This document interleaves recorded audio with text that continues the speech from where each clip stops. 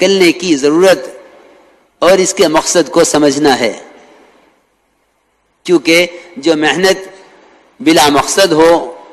اس پر استقامت کبھی نہیں ہو سکتی۔ قرآن نے صاف طور پہ فرمایا ہے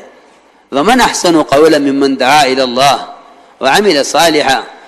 اس شخص سے اچھا دین ہو کس کا سکتا ہے جو دعوت دیتے ہوئے عمل کرے۔ گویا دعوت اور عمل ان دونوں کو مسلسل جمع رکھنا، دعوت اور عمل ان دونوں کو مسلسل جمع رکھنا یہ دین کو سب سے اچھا بنانے والا ہے۔ علماء نے تفسیر اسی طرح کی ہے، بلکہ مفسرین نے ترجمہ اسی طرح کیا ہے اور یہ فرمایا ہے کہ وَمَنْ أَحْسَنُ دِينًا کا مطلب ہے وَمَنْ أَحْسَنُ عَمَلًا، عمل سے دین مراد لیا ہے۔ وَمَنْ أَحْسَنُ قَوْلًا سے قول سے دین مراد لیا ہے کہ اس سے اچھا دین ہو کس کا سکتا ہے جو دعوت دیتے ہوئے عمل کرے۔ معلوم یہ ہوا کہ دعوت ایمان اور اعمال کے اندر کمال پیدا کرنے کے لیے ہے۔ اس لیے میرے بزرگ دوستو عزیزوں، بنیاد اس کو بناؤ کہ اللہ کے راستے کی نقل و حرکت ایمان اور اعمال کی تکمیل کے لیے ہے۔ سوال اس بات کا ہے، لوگ یہ کہتے ہیں کہ کیا ایمان اور اعمال میں کمال پیدا کرنے کے لیے صرف یہی راستہ ہے؟ دیکھو، جب امت کی نظر سیرت صحابہ سے اور محمد صلی اللہ علیہ وسلم کے طریقوں سے دور ہوتی جاوے گی، امت کے درمیان رواجی طریقے زندہ ہوتے رہیں گے اور سنت کے طریقے امت سے دور ہوتے رہیں گے، سنت کے طریقے دور ہوتے رہیں گے۔ اگر ہم اس محنت کو کرنے میں سب سے پہلے سیرت پر غور کریں کہ سیرت صحابہ میں اور آپ صلی اللہ علیہ وسلم کی احادیث میں دعوت کا کیا مفہوم ہے اور ایمان کی دعوت کی کیا ضرورت ہے اور ایمان سیکھنے میں صحابہ کرام کا کیا معمول ہے، اگر اس پر غور کریں گے تو واقعی میں یقین سے کہتا ہوں یہ بات سمجھ میں آ جائے گی کہ اللہ کے راستے کا جہد محمد صلی اللہ علیہ وسلم اور آپ کے صحابہ کے طریقے کا پابند ہو کر کرنا یہی ایمان اور اعمال کی ترقی کا راستہ ہے۔ سب سے پہلے دعوت کے ذریعے یقینوں کی تبدیلی مطلوب ہے۔ مولانا الیاس صاحب خود فرماتے تھے کہ اگر میں اس کام کا کوئی نام رکھتا تو اس کا نام تحریک ایمان رکھتا، اس کا نام تحریک ایمان رکھتا۔ اگر میں اس کام کو کوئی نام رکھتا کہ اس کا نام تحریک ایمان رکھتا، کہ یہ محنت یقینوں کے بدلنے کے لیے ہے، یقین کی تبدیلی صحابہ کرام کے طریقے کے ساتھ مربوط ہے، صحابہ کے طریقے کے ساتھ لازم ہے۔ اس کا طریقہ یہ تھا کہ معاذ بن جبل، عبداللہ بن رواحہ، عمر بن خطاب، ابی بن کعب اور ابو ہریرہ رضی اللہ عنہ اجمعین، یہ بڑے بڑے صحابہ جن میں ایک سید القراء ہیں، جن میں ایک سید العلماء ہیں، جن میں ایک سید المحدثین ہیں ابو ہریرہ، جن میں عمر ہے جن کے بارے میں فرمایا لو کان بعدی نبی لکان عمر۔ ان صحابہ سے یہ بات کئی روایتوں میں ثابت ہے کہ یہ ایمان سیکھنے کے عنوان پر صحابہ پر گشت کرتے تھے اور ان سے ملاقاتیں کرتے تھے اور کہتے تھے قم بنا، اٹھو ہمارے ساتھ، چلو ہمارے ساتھ، آؤ ہمارے ساتھ، کچھ دیر کے لیے میرے پر ایمان لے آویں۔ یہ معمول امت میں سے یعنی کلیتاً ختم ہو گیا ہے، کلیتاً ختم ہو گیا، کلی طور پر۔ حالانکہ یقین کے سیکھنے کا اور یقین کی تبدیلی کا یہی طریقہ تھا صحابہ کرام کے درمیان. مسجد کی جماعت تھی صحابہ کی، جن کا کام یہ تھا کہ ایمان سیکھنے کے عنوان پر صحابہ پر گشت کرتے تھے اور کہتے تھے قم بنا، اٹھو ہمارے ساتھ، چلو ہمارے ساتھ، آؤ ہمارے ساتھ مسجد میں کچھ دیر کے لیے پر ایمان لے آویں. بلکہ خود عمر رضی اللہ عنہ کا قول یہ ہے، حضرت خود فرماتے ہیں کہ میں تمہیں مسجد میں ایمان کے حلقوں میں اس لیے جمع کرتا ہوں تاکہ میرے اپنے ایمان میں زیادتی ہو،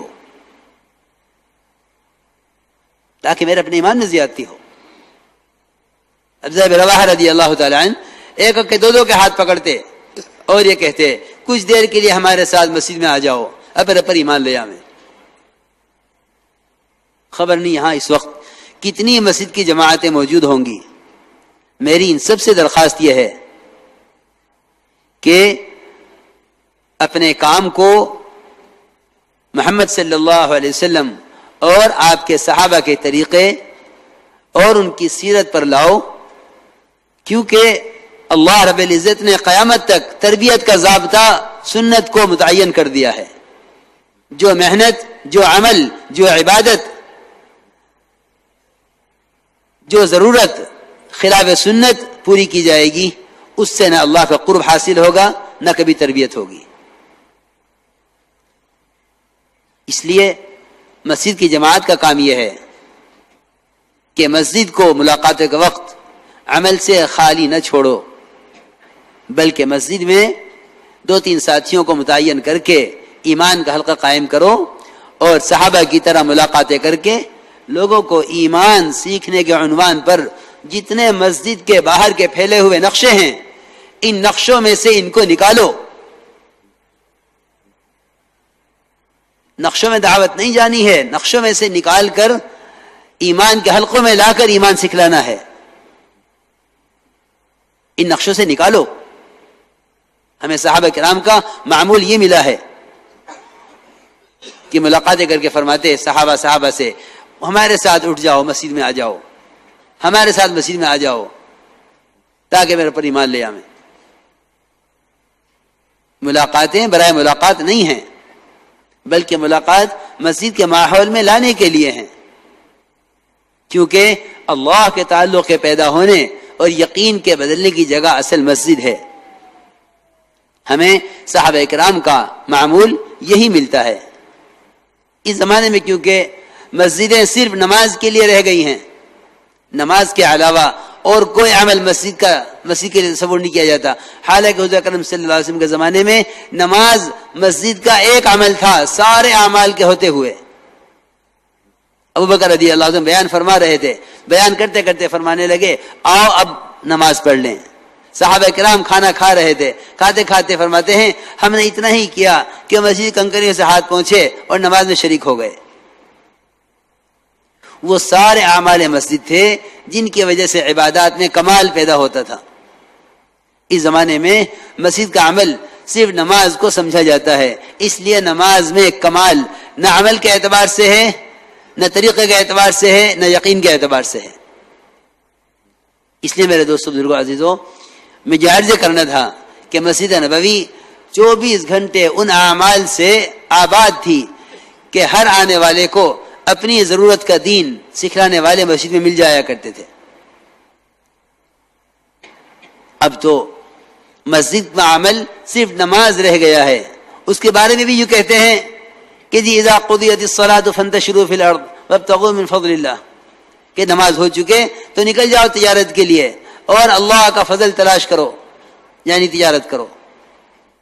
حالانکہ بعض مفسرین کا اور خود ابن عباس رضی اللہ تعالیٰ کا قول یہ ہے، خود ابن عباس رضی اللہ عنہ کا قول یہ ہے کہ اس سے طلب رزق مراد نہیں ہے، اس سے طلب علم مراد ہے کہ نماز سے فارغ ہو جاؤ تو کسی علم کے حلقے میں بیٹھ جاؤ. اگر تمہیں شدید ضرورت باہر جانے کی پڑ ہی گئی ہے تو جا سکتے ہو، کیونکہ صحابہ کرام کو تجارت سے روک دیا گیا تھا. وہ ایسی اطاعت کرنے والے تھے کہ تجارت ہمیشہ کے لیے چھوڑ دیتے. اس لیے اللہ نے فرمایا کہ جب نماز پڑھ چکو تو تجارت کر سکتے ہو. اس لیے اس سے اگر طلب علم مراد لیا جائے ابن عباس رضی اللہ عنہ کے قول کے مطابق تو یہ عمل استحباب کے لیے ہوگا، یہ عمل استحباب کے لیے ہوگا کہ طلب علم میں نماز کے بعد علم حاصل کرنے میں مشغول ہو جاؤ، اور اگر اس سے تجارت مراد لی جاوے تو حکم اباحت کے لیے ہوگا کہ ہاں جائز ہے کہ اب آپ جا کے تجارت کر لیں، کیونکہ حکم جو ممانعت کے بعد آتا ہے وہ جواز کے لیے آتا ہے، اجازت کے لیے آتا ہے۔ اس لیے میں تو ایک بات درمیان میں یاد آ گئی کہ میں آپ کو اس کی تفسیری بتا دوں کہ فانتشروا فی الارض وابتغوا من فضل اللہ، اس کا اس علماء نے کیا مراد لیا ہے۔ بعض علماء کی تفسیر میں تو یہ ہے کہ اس سے طلب رزق مراد نہیں ہے، اس سے طلب علم مراد ہے۔ اور فرماتے ابن عباس رضی اللہ تعالیٰ عنہ کہ اگر باہر نکلنا ہی ہے مسجد سے باہر تو 3 کاموں میں سے کسی ایک کام کے لیے نکلو، یا کسی مسلمان کی زیارت کے لیے، یا کسی مسلمان کی عیادت کے لیے، یا کسی جنازے کے پیچھے چلنے کے لیے۔ تو مجھے اس پر یاد آ گیا، مجھے تو عرض کرنا تھا میرے دوستو عزیزو کہ اصل میں ہمارا سارا وقت وہاں گزرتا ہے جہاں یقین بگاڑا جاتا ہے، جہاں اللہ کا غیر بولا جاتا ہے۔ ہمارے ملاقاتوں کا مقصد ہے ہر مسلمان کو اللہ کے غیر سے اور شرک کے ماحول سے نکال کر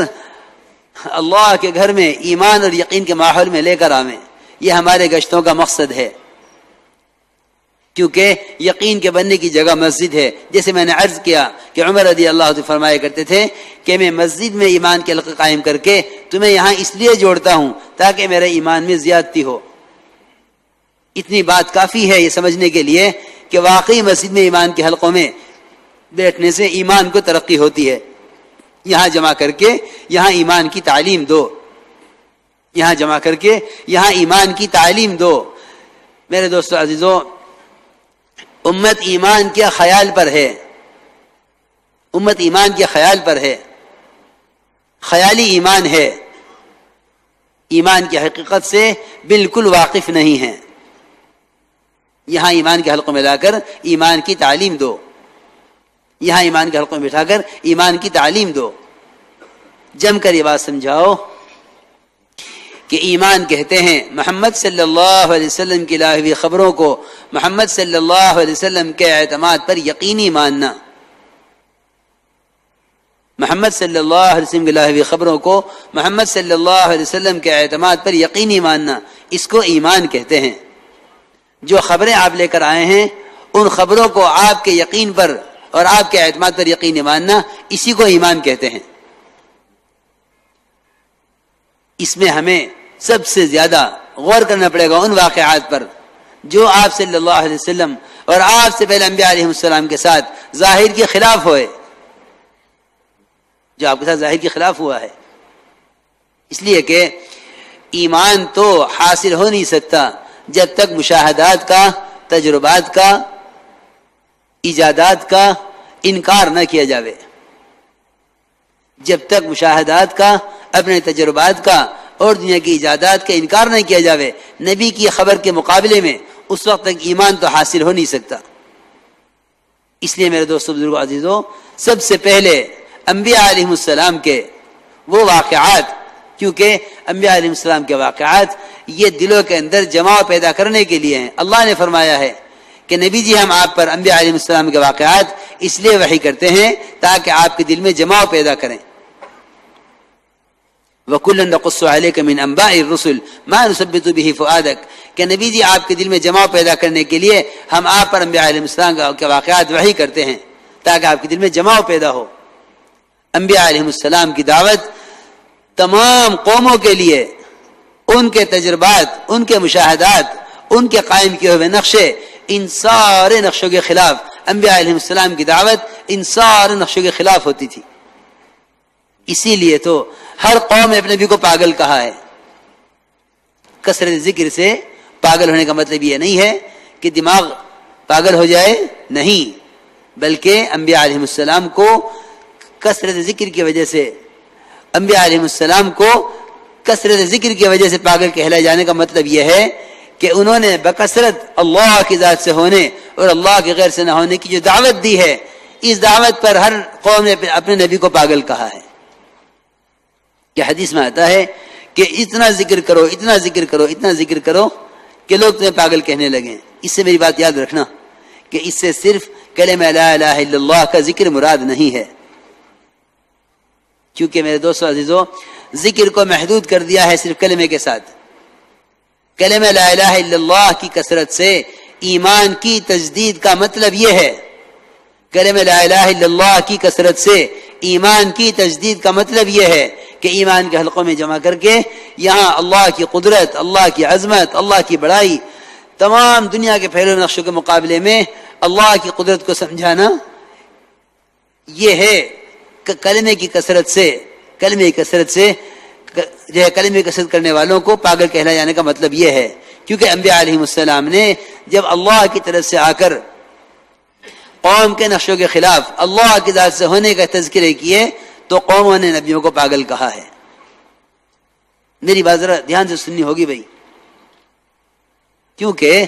حدیث میں آتا ہے، ذرا اس کو سمجھ لو، حدیث میں آتا ہے کہ مختلف خاندان، مختلف قبیلوں کے لوگ اللہ کے گھروں میں سے کسی گھر میں جمع ہو کر جب اللہ کے تذکرے کرتے ہیں، یہاں بے شک ذکر کا لفظ ہے حدیث میں، لیکن یہاں ایمان کے مجلس سے اللہ کے تذکروں کی مجلس مراد ہے۔ اجتماعی ذکر سے اللہ کی قدرت، اس کی عظمت، اس کی بڑائی کے تذکرے مراد ہیں۔ یہ میں یہ بات سمجھانے کے لیے کہہ رہا ہوں کہ اس وقت امت میں اللہ کا ذکر تو کرتے ہیں، اللہ کے تذکرے نہیں کرتے۔ اللہ کا ذکر تو کرتے ہیں، اللہ کے تذکرے نہیں کرتے۔ حضرت فرماتے تھے جن کے تذکرے ہوں گے ان کا یقین ہوگا چاہے ذکر بھی کرتے ہوں، جن کے تذکرے کریں گے ان کا یقین ہوگا دلوں میں چاہے ذکر بھی کرتے ہوں۔ سنو میں کیا عرض کر رہا، ہم ذکر کرتے ہیں، اللہ کے تذکرے نہیں کرتے۔ یہاں حدیث میں فرمایا کہ مختلف قبیلوں کے، مختلف خاندان کے لوگ اللہ کے گھروں میں سے کسی گھر میں جمع ہو کر، یعنی مسجد مراد ہے، یہاں جمع ہو کر اللہ کے جو تذکرے کرتے ہیں، اللہ اکبر، سنو تو صحیح، حدیث میں آتا ہے کہ فرشتے اپنے پروں سے آسمان تک ان کو گھیر لیتے ہیں اور اللہ رب العزت ان سے بہتر مجلس میں ان کا ذکر فرماتے ہیں،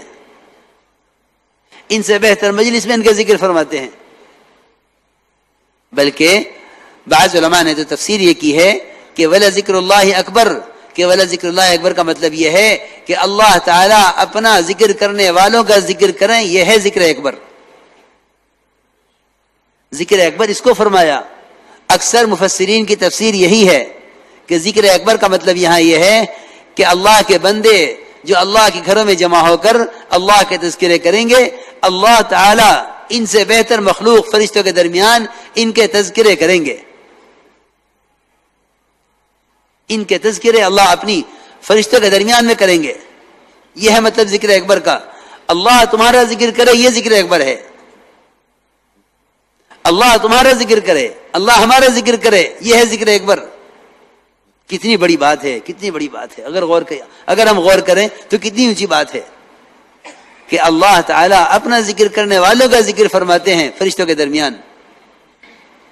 اس کو خوب سمجھ لینا چاہیے کہ مسجدوں میں ایمان کے حلقے قائم کرو۔ ہمارے گشت مسجد کے ماحول میں لانے کے لیے ہیں، یہ بات بار بار ہم عرض کر رہے کہ ہمارے گشت مسجد کے ماحول میں لانے کے لیے ہیں، کیونکہ صحابہ کی سنت، ان کا طریقہ یہی ہے۔ ملاقاتوں میں مسجد کے فضائل خوب بیان کیا کرو، ملاقاتوں میں مسجد کے فضائل خوب بیان کیا کرو۔ حدیث میں آتا ہے کہ جو شخص علم کی ایک بات سیکھنے کے لیے یا دوسروں کو سکھلانے کے لیے مسجد کی طرف قدم اٹھاتا ہے، اللہ تعالیٰ اس کو قدم اٹھانے پر ایک کامل حج کا ثواب عطا فرماتے ہیں۔ ایک کامل حج کا ثواب، مسیح کی طرف قدم اٹھاوے دین کی ایک بات سیکھنے کے لیے یا دوسروں کو سکھلانے کے لیے، تو اللہ تعالیٰ ایک کامل حج کا ثواب عطا فرماتے ہیں۔ اتنی فضیلت ہے، کیونکہ میرے دوستو عزیزو اصل میں دلوں کے پلٹنے کی جگہ مسجد ہے۔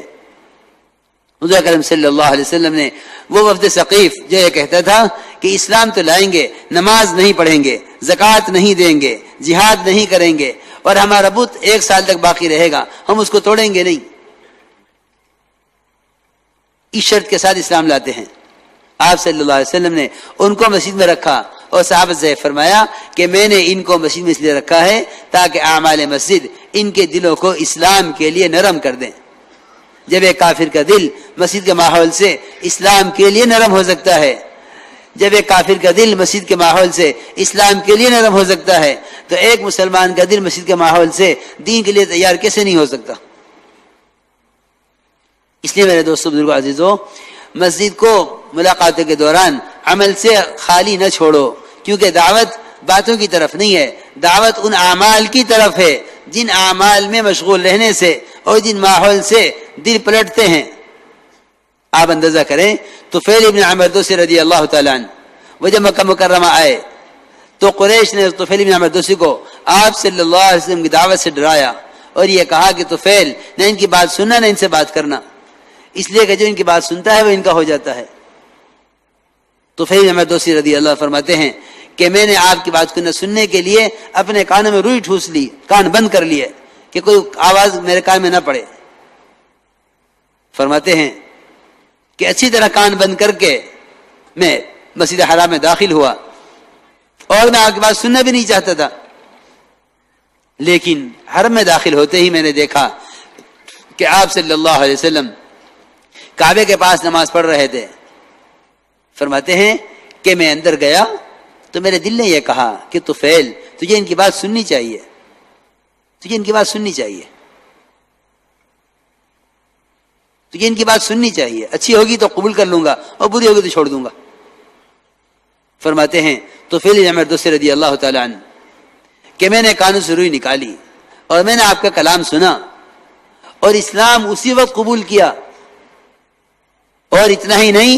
بلکہ آپ سے کہا فوراً کہ یا رسول اللہ، میری قوم میری بات مانتی ہے، میں اپنی قوم کو جا کر دعوت دوں۔ اللہ کی شان، جو کان میں روئی ٹھوسے ہوئے تھے مسجد سے باہر، انہوں نے مسجد میں آ کر بات سنی اور بات سن کر یہ عرض کیا کہ اپنی قوم کو جا کر دعوت دوں۔ چند سال میں 80 خاندان، قبیلہ دوست کے 80 خاندان ان کے ذریعے اسلام میں داخل ہوئے، جن کو لے کر یہ خیبر کے موقع پر پہنچے حضور اکرم صلی اللہ علیہ وسلم کی خدمت میں۔ جو خود بات سننا نہیں چاہتا تھا وہ 80 خاندانوں کے اسلام میں داخل ہونے کا ذریعہ بنا ہے۔ میرے دوستو عزیزوں، میں تو بار بار یہ عرض کر رہا، اپنے کام کو سنت کی طرف لاؤ، اپنے کام کو سنت کی طرف لاؤ، کیونکہ سب سے بڑی سنت سنت دعوت ہے، سب سے بڑی سنت سنت دعوت ہے۔ آپ صلی اللہ علیہ وسلم، کیونکہ ہمارے کام کا مقصد ہے احیاء سنت، میرے کام کا مقصد سنتوں کا احیاء ہے۔ سب سے اہم اور سب سے بڑی سنت وہ سنت دعوت ہے کہ یہ غور کریں کہ سنت دعوت میں آپ صلی اللہ علیہ وسلم کا طریقہ کیا ہے، کہ آپ صلی اللہ علیہ وسلم کا طریقہ اور آپ کے صحابہ کا طریقہ یہ تھا کہ وہ دعوت دے کر مسجد کے ماحول میں لاتے، صحابہ کو دعوت دیتے، صحابہ کو دعوت دیتے۔ اس زمانے میں تو تصور ہی کیا جاتا ہے کہ دعوت محض غیر مسلموں کے لیے ہے، حالانکہ اللہ تعالیٰ نے ایمان والوں کو ایمان لانے کا حکم فرمایا ہے۔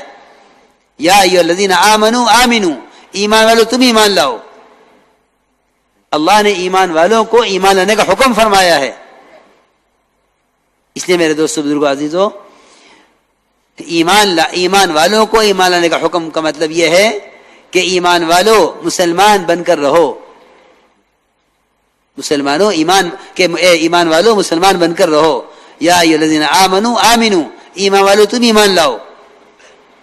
اس لیے میرے بزرگوں، دوستو، عزیزوں،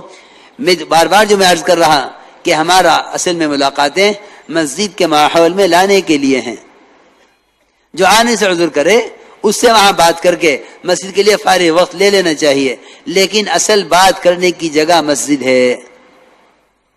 اصل، کیونکہ حدیث قدسی ہے، من اتانی ماشین، جو میری طرف چل کر آتا ہے، اللہ فرما رہے ہیں خود کہ میں اس کے دوڑ کر آتا ہوں۔ حدیث میں آتا ہے اللہ تعالی مسجد میں آنے والے سے مل کر اس طرح خوش ہوتے ہیں جیسا کوئی اپنے بچھڑے ہوئے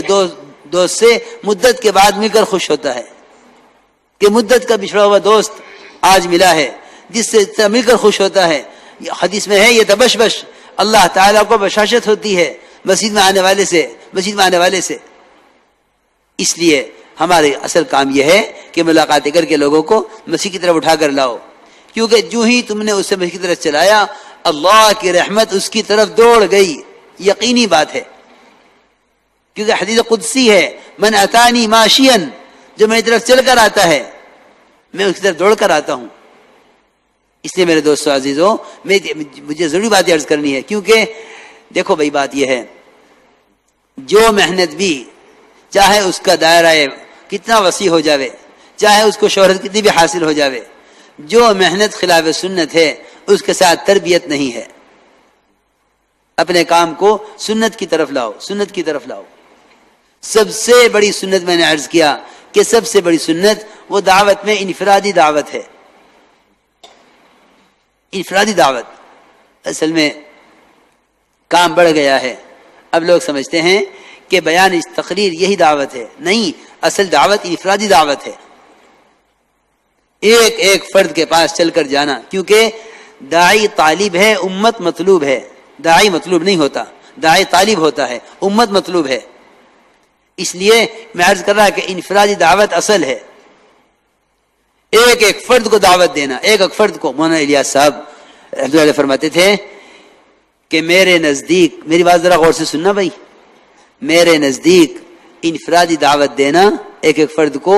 اتنا اہم ہے، اتنا اہم ہے، اتنا اہم ہے کہ اگر کوئی شخص نفل نماز میں مشغول ہے، اگر کوئی شخص نفل نماز میں مشغول ہے اور کوئی نیا آدمی آ جائے جس کے ٹھہرنے کی توقع نہ ہو، تو اپنی نفل نماز توڑ کر پہلے اس کو دعوت دے، نفل نماز توڑ دے، پہلے اس کو دعوت دے۔ حضرت کے ملفوظات میں چھپا ہوا ہے، غالباً وہ ملفوظات جو حضرت کے مولانا مظہر نعمانی رحمۃ اللہ علیہ نے مرتب کیے ہیں، اس میں 209 نمبر کا یہ ملفوظ ہے کہ